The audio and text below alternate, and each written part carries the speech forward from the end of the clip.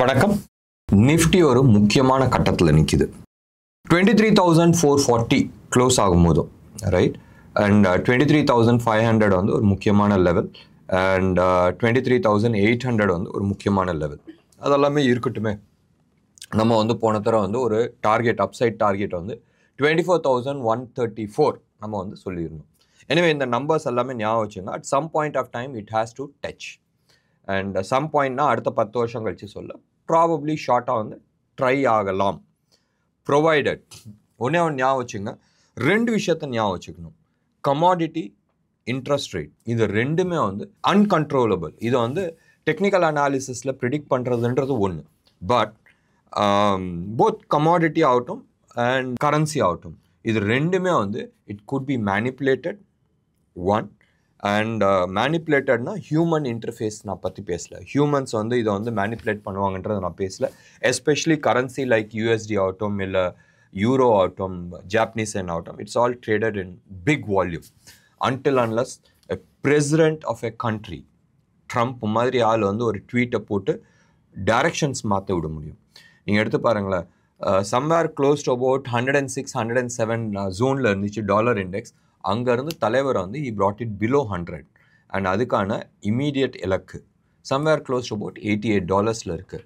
உலகத்தில் இருக்கிற அத்தனை எக்கானமியும் இந்த விளையாட்டு வந்து விளாண்டுருக்காங்க, இன்க்ளூடிங் இந்தியா அண்ட் சைனா.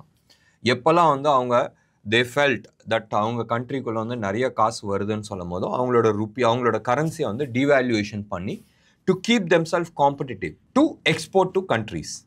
மெயினாக யாருக்கு எக்ஸ்போர்ட் பண்ணுறாங்க? யூஎஸ் வந்து எவ்ரிதிங் அவங்க வந்து கண்டுபிடிப்பாங்க, அதுக்கான மெத்தட்ஸ் போடுவாங்க, they give it out for manufacturing and they sell it at huge price.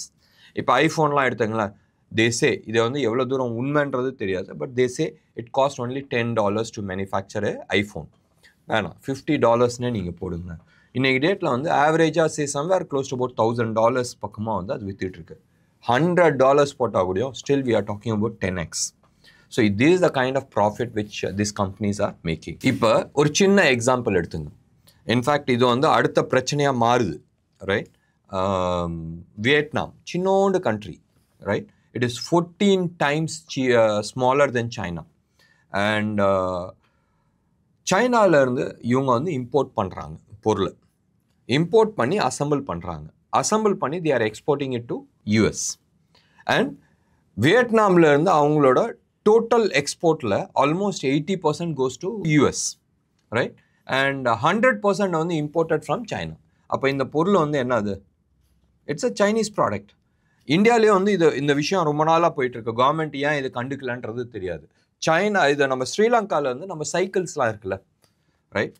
நம்ம ஊரில் எவ்வளோ சைக்கிள்ஸ் இருந்துச்சு? முதல் பிஎஸ்சி இருந்துச்சு, ஹீரோ இருந்துச்சு, ஹெர்குலஸ் இருந்துச்சு. இதெல்லாம் எங்கே போச்சு? யாராச்சும் கேட்டிங்களா? இந்த சைக்கிளுக்கு வந்து இப்போ வந்து ரீப்ளேஸ்மெண்ட் வந்து நீங்கள் போட்டு பாருங்களேன், மேட் இன் ஸ்ரீலங்கான்னு வரும். அந்த சைக்கிள்லாம் நீங்கள் எடுத்து பாருங்கள், it's all comes from Sri Lanka. ஸ்ரீலங்காவில் ஃபேக்ட்ரி எங்கே இருக்குதுன்னு போய் பாருங்களேன்.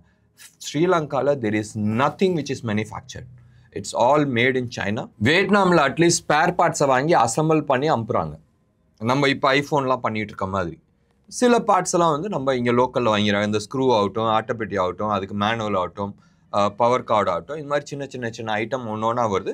But slowly in next 2-3 years time வந்து huge components will be made here in India. மெயினாக வந்து செல்ஃபோன் காம்பனன்ட்ஸ் வந்து டாட்டா பண்ண ஆரம்பிச்சிட்டாங்க, அண்ட் அதர் கம்பெனிஸ் வந்து உள்ளே வரத்துக்கான வேலைகள் நடந்துகிட்ருக்கு. அது வரும்போது வரட்டும். But at least we have started assembly with a plan for manufacturing it here itself. சைக்கிளை பொறுத்த வரைக்கும் entirely it is knock down kit கூட கிடையாது. கம்ப்ளீட்டாக பேக்கிங் ஆகியே ஸ்ரீலங்காவுக்கு வருது, அண்ட் ஸ்ரீலங்காவில் வந்து இந்தியாவுக்கு அனுப்புகிறாங்க. And India and Sri Lanka has a free trade agreement, அதில் வந்து வருது. ஆக்சுவல் பெனிஃபிட் யார்? It is not Sri Lanka, it is China. ஸ்ரீலங்காவுக்கு வந்து ஒரு அந்த புரோக்கர் கமிஷன் மாதிரி ஒன்று கிடைக்கிது. பட் லாஸ் யாருக்கு? இந்தியாவுக்கு. பெரிய பெரிய கம்பெனிஸ் எல்லாம், நம்ம ஊரில் இருக்கிற கம்பெனிஸ் எல்லாமே வந்து காணா போச்சு. ஒரு காலத்தில் லூதியானா சொன்னால் it is all manufacturing hub. எப்படி சென்னையில் வந்து குறுக்குப்பேட்டையில் வந்து எது போய் கொடுத்தாலும் எனி ப்ராடக்ட் நீங்கள் கொடுத்தா டூப்ளிகேட் அடிச்சு கொடுப்பாங்க. அதே மாதிரி தான் வந்து லூதியானா ஒரு காலத்தில் வந்து the kind of industry it was, right? Huge money and huge இது. இப்போ வந்து சூரத் போயிட்டுருக்கு, இந்த சைட்லாம் போயிட்டுருக்கு. Will not get in to those depth. China இந்த வேலை பண்ணிட்டு இருக்கிறது தான் ட்ரம்ப்பும் வந்து பார்த்துட்டு ஐயா வியட்நாமுக்கு அதனால தான் ஆப்பு வச்சாங்க. க்ளோஸ் அபவுட் 66% நினைக்கிறேன், I'm not sure about it. But பெரிய வந்து டாக்ஸேஷன்ஸ் போட்டாங்க. இன்னைக்கு ட்ரம்ப் வந்து மத்தியானமாக க்ளோஸ் அபவுட் 2 o'clock ரைட் 245% வந்து டேக்ஸ் போட்டார். மனுஷன் அடங்க மாட்டேங்கிறான். சைனா அடங்கு, இல்லை நான் வந்து நெகோசியேஷனுக்கு உட்காரு, இல்லைன்னா டேக்ஸ் ஏற்றிக்கிட்டே போகிறேன்றாங்க. ஸோ இந்த லெவலில் தான் ஓடிட்டு இருக்கு. சைனா வந்து அஃபிஷியலாக தே ஹேவன்ட் அனௌன்ஸ்ட், தோ 2-3 மெசேஜ் வந்துச்சு that China is agreed for a நெகோசியேஷன்றது.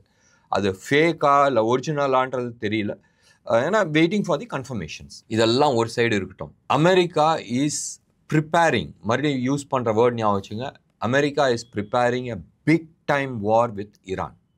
And இதுக்கான அம்யூனிஷன்ஸ் எல்லாமே வந்து இறக்கி இருக்கிறாங்க. Close to about 400 loads of ammunitions have come in. இது இறங்கியிருக்கு.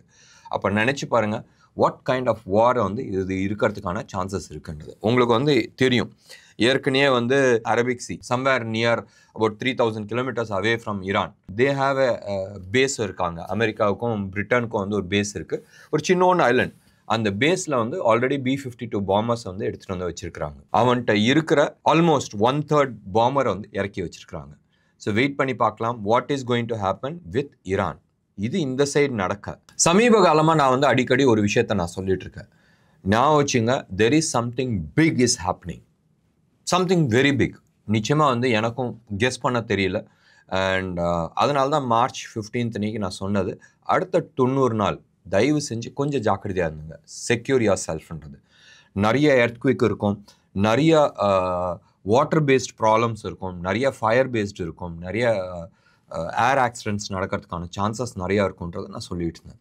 ரைட் நோ இந்த ப்ரோக்ராம் நடக்கிறதுக்கு ஒரு half an hour முன்னாடி வந்து there was a big earthquake in Philippines.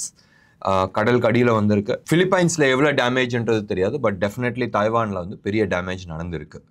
And last ஒரு 10 days-ஆகவே நீங்கள் பார்க்கலாம், there is a huge activities of earthquakes happening எல்லா இடத்துலையுமே. நான் 2 மேஜர் எர்த்குவிக் நான் எதிர்பார்க்குறேன். ஒன்று நான் வந்து ஏற்கனவே டிஸ்கஸ் பண்ணியிருக்கிறேன், இன்னொன்று வந்து ஆல்மோஸ்ட் லாஸ்ட் ஒரு 1 year-ஆகவே நான் டிஸ்கஸ் பண்ணல. There is going to be a major earthquake in Himalayas. And எதிர்பார்க்குறது வந்து மோர் தென் 8ன்றாங்க ரைட். நான் பர்சனலாக எதிர்பார்க்குறது வந்து இது வரைக்கும் ரெக்கார்டில் இல்லாத அளவுக்கு எர்த்குவிக் வரதுக்கான பாசிபிலிட்டிஸ் இருக்குன்றதை நான் பேசிகிட்டு இருக்கேன். And it is not just me, இதுக்கு வந்து நிறைய ப்ரிப்ரேஷன்ஸும் ஓடிட்டுருக்கு. அண்ட் இதுக்கான கிரவுண்ட் ஆக்டிவிட்டீஸ்னால் கவர்மெண்ட் எதுவும் பண்ண முடியாது. மேபி அங்கே இருக்கிற ஆட்களை வந்து நவுத்தலாம், பட் பூமிக்கு அடியில் வந்து சில மாற்றங்கள் வந்துட்டுருக்கு. And it is unavoidable. மறுபடியும் யூஸ் பண்ணுற வேர்ட் ஞாபகம் வச்சுங்க, it is unavoidable. And earthquake, massive earthquake வந்து வரதுக்கான பாசிபிலிட்டிஸ் இருக்குன்றது ரொம்ப நாளாக சொல்லிட்டு இருக்கேன். ஒரு 2 நாளைக்கு முன்னாடி டைம்ஸ் ஆஃப் இந்தியாவில் வந்து ஒரு ஆர்டிக்கலும் வந்துச்சு, தயவு செஞ்சு அது போய் பாருங்கள். அதில் 8 Richter ஸ்கேல்னு போட்டிருந்தாங்க. நான் பர்சனலாக எதிர்பார்க்குறது 10+ வரும்ன்றதை எதிர்பார்க்குறேன். ஞாபகம் வச்சுங்க, ஹையஸ்ட் வந்தது வந்து ஜப்பானில் வந்து சம்வேர் க்ளோஸ் டு அபவுட் 9.7 வந்துச்சு. அண்ட் அதுக்கே வந்து you saw the kind of tsunami we had. இதே மாதிரி ஜாப்பனீஸ் கவர்மெண்ட் அடுத்த 2-3 வருஷத்தில் வந்து வரத்துக்கான வாய்ப்புகள் இருக்குன்ற மாதிரி ஜாப்பனீஸ் கவர்மெண்ட் லாஸ்ட் 10 years-ஆக வந்து they are working on that particular project. So definitely there is something big is happening. இயற்கை நம்மளுக்கு சாதகமாக இல்லை ஒன்று. ரெண்டாவது வந்து நம்ம மக்கள் மைண்டு ஒர்க் ஆக மாட்டேங்குது. அதனால தான் ட்ரம்ப் மாதிரி ஆட்கள்கிட்ட போய் மாட்டியிருக்கிறோம். அண்ட் சைனா மாதிரி ஆட்கள்கிட்ட போய் மாட்டியிருக்கிறோம். சைனா எவ்வளோ பெரிய விஷயத்தில் வந்து உட்காந்துக்கிட்டு உலகத்தை வந்து ஆட்டி படைக்கணுன்ற லெவலில் at least okay now we are happy that it is come out. And எல்லாருமே வந்து ட்ரம்ப்பை திட்டிகிட்டு இருக்காங்க. இந்த சைடு சைனா என்ன பண்ணிகிட்ருக்குன்ற விஷயத்த சொல்லவே மாட்டிக்கிறாங்க. எனவே இதை பற்றி நம்ம வந்து ஒரு வெப் சீரிஸ் மாதிரி வேணால் நம்ம பார்த்துக்கலாம். இன்றைக்கி மார்க்கெட்டை பொறுத்த வரைக்கும் 99 points ப்ளஸில் இருந்துச்சு. எஸ்பெஷலி இது எதுக்கு வந்துச்சுன்னு சொன்னால், ட்ரம்ப் வந்து 2 மணிக்கு அந்த 245 points% வந்து டேக்ஸ் போட்டோன்னே மார்க்கெட் செம்ம ப்ளஸுக்கு போயிடுச்சு. அண்ட் ஸ்பாட் வந்து 108 ஃபியூச்சர்ஸ் வந்து 109 வந்து 109 99 points-லேயும் வந்து க்ளோஸ் ஆச்சு. அண்ட் வெறும் 3 points ப்ரீமியமில் இருக்குது. நாளைக்கு எக்ஸ்பைரி. அண்ட் இன்ட்ராடே ஸ்விங் வந்து 172 points. பேங்க் நிஃப்டியை பொறுத்த வரைக்கும் ஹியூஜ் மூவ். 753 points வந்து ப்ளஸ்ஸு ஸ்பாட்டு ஸ்பாட் இல்லை ஃபியூச்சர்ஸ். அண்ட் வெறும் 18 பாயிண்ட்ஸ் தான் ப்ரீமியமில் இருக்குது. ஏன் லாஸ்ட் 3 டேஸாக வந்து பெரிய மூவ்ஸ் பண்ணிருச்சு. அண்ட் இன்றைக்கி வந்து ஒரு புல் பேக் இருக்குன்றதை நான் எதிர்பார்த்தேன். புல் பேக்கும் இருந்துச்சு. அந்த புல் பேக்கை டச் பண்ணிவிட்டு வந்து ரிவர்ஸ் ஆகிருக்கு. வெயிட் பண்ணி பார்க்கலாம் இன்னைக்கு யூஎஸில் என்ன நடக்க போகுதுன்றது. யூஎஸை பொறுத்த வரைக்கும் சம்திங் ஃபிஷி இஸ் ஹேப்னிங். இன்னமும் நீங்கள் வந்து எடுத்து பார்த்தீங்கன்னு சொன்னால் இண்டெக்ஸ் வந்து டாலர் இண்டெக்ஸ் பிலோ 100 தான் இருக்குது. கோல்டு வந்து தார்மாராக ஏறி இருக்குது. ஆல்மோஸ்ட் 2.6%, $83 வந்து ஏறி இருக்குது. சில்வரை பொறுத்த வரைக்கும் ஆல்மோஸ்ட் 2.4% வந்து ஏறி இருக்குது. இன் டேர்ம்ஸ் ஆஃப் ருப்பின்னு நீங்கள் எடுத்துக்கிட்டிங்கன்னா 9,800 ஆல்மோஸ்ட் டச் ஆயிடுச்சு. வெறும் $2 வந்து ஷார்ட்டேஜில் இருக்குது. 9,800 this 24 carat per KG of silver 999 quality. Rupee வந்து ஸ்ட்ராங்காக தான் நிற்கிது. நேற்று வந்து ஆல்மோஸ்ட் அந்த 86 கீழே வந்துருச்சு. இன்றைக்கும் 85-65 அந்த ஜோனில் தான் வந்து ட்ரேட் ஆகிட்டுருக்கு. ருப்பியை பொறுத்த வரைக்கும் செம்ம ஸ்ட்ராங்காக நிற்கிறோம். அண்ட் யூஎஸ் வந்து they wanted to weaken their currency. இன்றைக்கி வந்து செக்டர் வைஸ் நம்ம எடுத்துக்கிட்டோம்னு சொன்னால் it was purely banking sectors. இதில் வந்து இண்டஸ்இண்ட் பேங்க் ஏன் வந்து 6.8% போச்சுன்றது தெரியாது. ஏதாச்சும் நியூஸ் இருந்துச்சான்றது தெரியாது. பட் ஹெச்டிஎஃப்சிலாம் வந்து இன்றைக்கி வந்து பெருசாக வந்து சப்போர்ட் பண்ணல. நேற்று சப்போர்ட் பண்ண மாதிரி இன்றைக்கி பெருசாக சப்போர்ட் பண்ணல. 0.7% தான் அப்பா இருக்குது. இந்தியன் பேங்க் வந்து 5.3 and axis bank 4.4, union bank. மறுபடியும் நீங்கள் இதை லிஸ்டெல்லாம் நீங்கள் பார்த்தீங்கன்னா பப்ளிக் செக்டர் பேங்க்ஸ் தான் வந்து பர்ஃபார்மன்ஸ் பண்ணியிருக்கு. உங்களுக்கு ஞாபகம் இருக்கான்றது தெரியாது. மார்க்கெட் கீழே உழுவுறதுக்கு முன்னாடி நான் வந்து சொல்லியிருந்தேன் 2 செக்டர் செம்ம ஸ்ட்ராங்காக இருக்குது. ஒன்று வந்து பேங்கிங் செக்டர் செம்ம ஸ்ட்ராங்காக இருக்குது. என்பிஎஃப்சி ஸ்ட்ராங்காக இருக்குது. பேங்கிங் செக்டரில் in particular public sector banks வந்து ஸ்ட்ராங்காக இருக்குன்றது வெரி ஸ்பெசிஃபிக்காக வந்து நான் சொல்லியிருந்தேன். ப்ராபப்ளி தெரியலன்னு சொன்னால் அந்த வீடியோஸை போய் ரிவ்யூ பண்ணி பாருங்கள். இந்தியாவை பொறுத்த வரைக்கும் செம்ம பாசிட்டிவான நியூஸ் நிறையா இருக்குது. ஒன்று இன்ஃப்ளேஷன்ஸ் 2019க்கு கொரோனாவுக்கு முன்னாடி இருந்த லெவலுக்கு வந்து வந்தாச்சு. 3.3ல் வந்து நிற்கிறோம். நேற்று வந்து இன்ஃப்ளேஷன் டேட்டா வந்துச்சு. தட் இஸ் அ சூப்பர் பாசிட்டிவான நியூஸ். ஒன்று. ரெண்டாவது க்ரூடு வந்து somewhere close to about $65 வந்து ட்ரேட் ஆகிட்டு இருக்கு, which is again a super positive news. இந்த $65 நான் சொல்கிறது Brent crude $65ன்றது 64ன்னு வந்துச்சுனால் somewhere close to about 58 வரைக்கும் வரதுக்கான பாசிபிலிட்டிஸ் நிறைய இருக்குது. ஸோ அந்த லெவலில் வந்துச்சுன்னா it's a super advantage India. I hope நம்ம மக்கள் வந்து இந்த அட்வான்டேஜை, அதாவது இம்போர்ட் வைஸில் இந்த அட்வான்டேஜை கோல்டை வந்து இம்போர்ட் பண்ணி ட்ரேட் டெஃபிசிட்டை மறுபடியும் இன்க்ரீஸ் பண்ணாத இருந்தால் நல்லது. நிறைய பேருக்கு வந்து கோல்டில் இன்ட்ரெஸ்ட் இருக்கும். That is one means of investments. பெரிய பெரிய கம்பெனிஸ்லாம் வந்து உள்ளே வந்துட்டு இருக்கு. உங்களுக்கு தெரியும் டாடா ஏற்கனவே உள்ளே இருக்குது, ரிலையன்ஸ் ஏற்கனவே உள்ளே இருக்குது, ஆதித்யா பிர்லா உள்ளே வருது. இதில் தான் நிறைய கம்பெனிஸ் வந்து நிறைய பிரான்ச்சஸ் வந்து போட்டுட்ருக்காங்க. ஸோ கோல்டு வந்து நம்ம சொல்ல முடியாது. இந்தியன் பப்ளிக்கோட majority of the investments is in gold. But ஞாபகம் வச்சுங்க, கோல்டு சரிய ஆரம்பிச்சிச்சுன்னு சொன்னால் பெரிய லெவலில் வந்து சரிவு வரதுக்கான சான்சஸ் இருக்குது. சம் ஜேபி மார்கனா யாருன்றது தெரியல. Some big company has predicted right now கோல்டோட ரேட் வந்து சம்வேர் க்ளோஸ் டு அபவுட் 3,320 அந்த ஜோனில் வந்து ட்ரேட் ஆகிட்டுருக்கு. டாலர் டேர்ம்ஸில் அது 1,800-850 வரைக்கும் வரதுக்கான வாய்ப்புகள் இருக்குது. எஸ், ரிட்ரேஸ்மெண்ட் அவ்வளோ தூரம் வரலாம். பட் இந்தியாவில் இந்த 40-45% கரெக்ஷன் வருமா? Chances bit different. But price கீழே உழுவும். அந்த ஒரு ரீசனால் தான் பேங்க்ஸ்க்கு வந்து வட்டி கொடுக்குறாங்களே, கோல்டை வச்சுட்டு கொடுக்கறதுல வந்து கவர்மெண்ட் வந்து ஆர்பிஐ வந்து ரொம்ப ரெஸ்ட்ரிக்ஷன்ஸ் போட்டுட்டு வந்துட்டுருக்காங்க. தெரிஞ்சோ தெரியாதையோ ஆர்பிஐ வந்து அண்ட் கவர்மெண்ட் நிறைய விஷயத்த வந்து இந்தியன் பப்ளிக்கை வந்து கரெக்டாக கைட் பண்ணி கூட்டிகிட்டு போயிட்டுருக்காங்க. நீங்கள் எடுத்து பாருங்கள், 23ல் வந்து ட்ரேடிங்கில் இருக்க லிவரேஜை காலி பண்ணாங்க. லிவரேஜ் இருந்திருந்தால் இந்த சமயத்தில் மார்க்கெட் உழுந்தப்போ எத்தனை பேர் வந்து இறந்துருப்பாங்கன்றதை நினச்சி பாருங்கள். ஒன்று. ரெண்டாவது, loan against share or maximum வந்து 4x கொடுக்கலாம் கேஷ் மார்க்கெட்டுக்கு. இது வந்து அவர் காப்பாற்றி விட்டாங்க.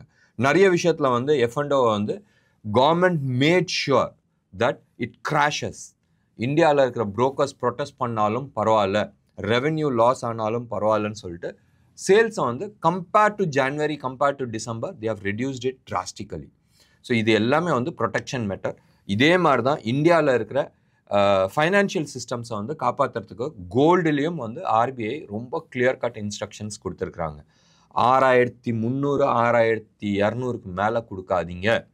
அண்ட் நீங்களே வந்து டாப் அப் பண்ணாதீங்க.